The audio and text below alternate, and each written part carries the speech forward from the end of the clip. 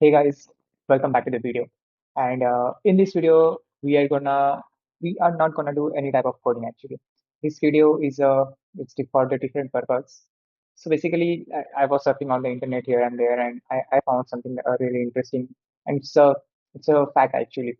Okay, so as we all of know that AI can do lots of things in these days now. For example, coding and lots of more generation stuff, so image generation, video generation, and here and there, lots of more some things. But there is a one thing that AI cannot do, and that's why we are actually different from AI, artificial intelligence, and the human. So, and that is the imagination. So, welcome to the series of Let's Imagine the Things. Let's Imagine the Future. The series name is Let's Imagine the Future. What can be the future of that particular thing? We will go into the depth of different type of technologies, and we will see what can be the future of that particular technology. So it may be an idea, it may be something a prototype, I think, and it can be anything actually. So like I was thinking, okay, everyone talks about okay, AI is doing that and those things, making videos, generating the images, editing the images, and lots of more stuffs. But still, AI cannot do that. Is imagination, and it's a fact. Okay, so okay, starting with the video, I found I found one of research paper. Okay, for the rest, I just want to clarify one thing. All of our research, all of our imaginations, or all of our future is gonna based on totally on the research papers. Okay, it's my habit. I can read the research papers. I love it too. I love to read that actually. So just while surfing on the internet, I found one research paper from the Google itself, Google Research itself, and that was about generative UI. Yeah. So like it's a future. I think it's a future of a chatbot and some of the more things. Okay, we will discuss it. What can be the future of generative UI and why this Google has published its blog and the research paper on it.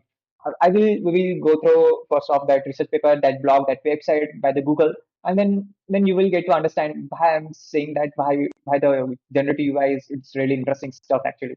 Okay, so starting with the let's start with the directly searching Google Google Generative UI and not the A actually. I know I misspelled it, but it's okay. Uh, Google is very efficient, I can say that. Great.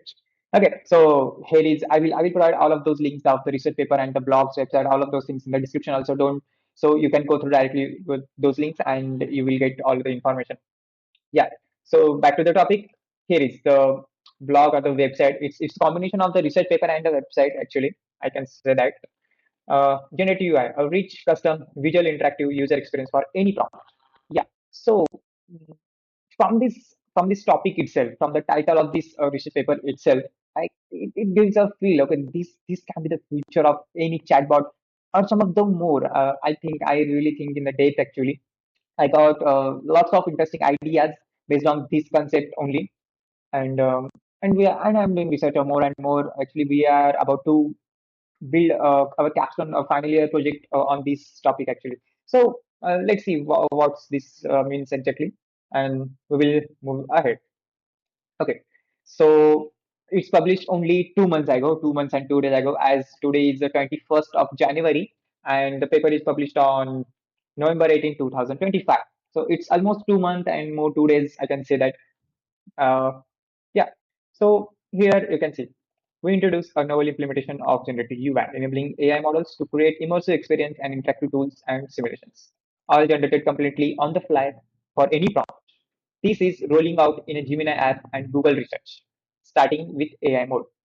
Okay, so basically they want to say that there will be okay. For example, I will give the example so it can be more clarified to understand.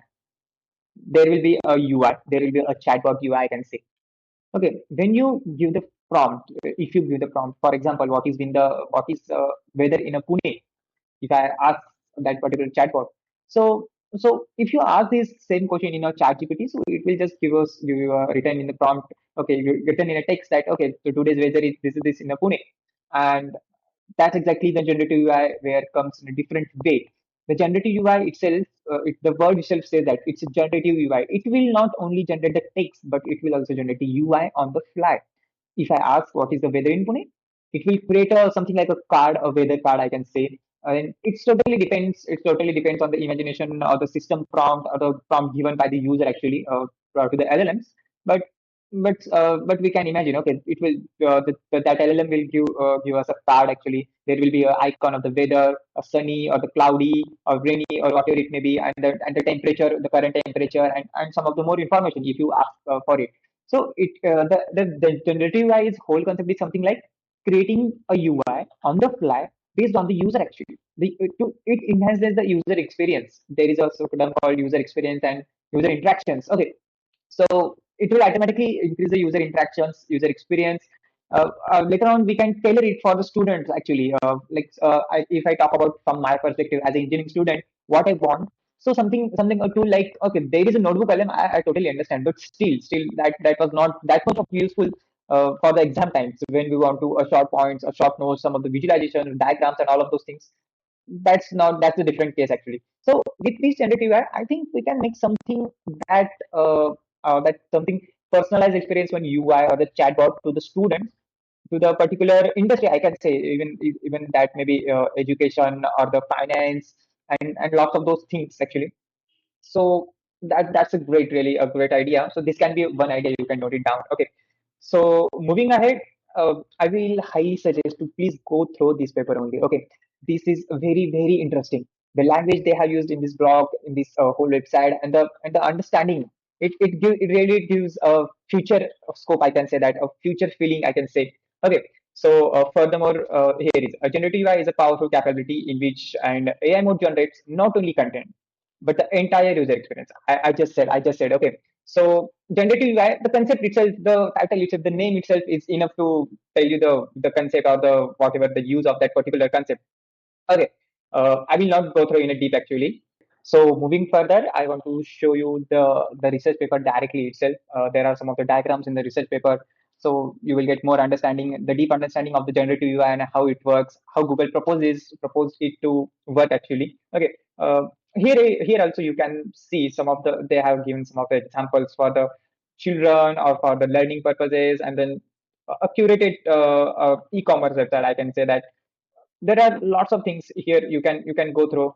Okay, this visual, this GIF, I can say that it's very great actually. So they have demonstrated how a user will give the prompt and how that AI or that LLM particularly give the response to us, and how it will be more interactive for us.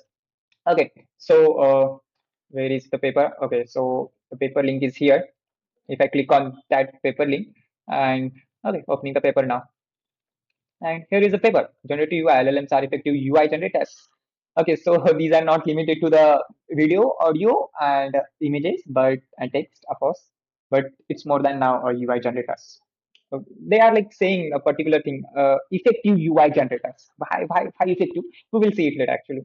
Let me show you. There are lots of examples. I will highly recommend it to please go through this paper and see what this exactly shows. Okay, so we will go through this diagram, this schematic diagram of high-level overview architecture. I can say that they have given the title itself. Okay, so this model says that the method. I can say. Okay, our generative AI implementation outputs a single fully generated web page as a set of accompanying assets such as images, and the page is rendered as is on the user browser. Okay, so there is nothing as any special thing actually. AI and those LLMs, whatever LLMs you are using, they will automatically generate the code for the particular thing, for the particular UI, a curated platform, a personalized way, and it will be get automatically rendered in your browser itself. Great actually. It's very interesting. So if you some of the people or some of the viewers, and if you know what is the how the LLM agents are works, how the LLM some of the works, so you will get to know what is this very easily. Firstly, we will give the system instruction. Of course, these are very important stuff actually. I can say that because LLMs are very sensitive to the system instructions. As we give the system instruction to the LLM, they will perform the same like that. So the system instructions and some of the pre-schema of the UI of the UI components you have to give as a previous context to the LLMs. And then of course the LLM needs web search, image generation, some of those capabilities or tool, I can say, to gather the information from internet and all of those stuff. These are some of basic tools, I can say. It's not a very different stuff. And there is a center in the LLM, large language model itself. It may be from the Google, it may be cloud, it may be anything actually that has a really very good code generation capabilities. Okay, and then finally there is a like user prompt, I can say. User will give the simple prompt and it will be automatically done it actually. And later that post processors, some of like LLM will generate the HTML CSS JavaScript, and some of the post processors something, I can say that a compiler, I can say. Okay, so if you give HTML CSS and JavaScript to the compilers, they will generate automatically UI, and the UI will be rendered on user's browser itself. So it's a basic, actually it's a basic concept, I can say. But the presentation and the architecture they have defined it, it's very clever terms. And these are like, I can see it's the future of the chatbot. Because uh, what if I say, imagine the future of a chatbot, then I can see this, there are no limitations to the LLM's capabilities. Okay, and with this and some of more imagination from human, we can really make a very interesting tools or the npm libraries. I will discuss it in some of the later videos, because I have those ideas in my mind. That okay, we are also like about to start to build those npm libraries, I can say. Or the and lots of more stuffs with this generative ui. So this is that's only. And I would say ki, okay, you are now able to, you will be able to research more. Please read this document. Research paper reading is very one of the interesting stuff, I can say. uh, to me, it's really interesting. You get to know some of the future. You can imagine the future with the research paper, and it's really true. So make a habit of reading the research paper, and it will definitely gonna, I can say, it will definitely gonna help you in the future for sure. Back to the main application. It's very interesting and cool stuff they have given in this web page also. It's a copy of the research paper, I can say. Okay, some of other posts on the internet. Okay, unlocking health insights. Uh, Great, great. That's all for today's video. Enough today. So I will share all of those links in the description below. Please go through, read it, and tell me how is this in the comment section. Thank you for watching this video.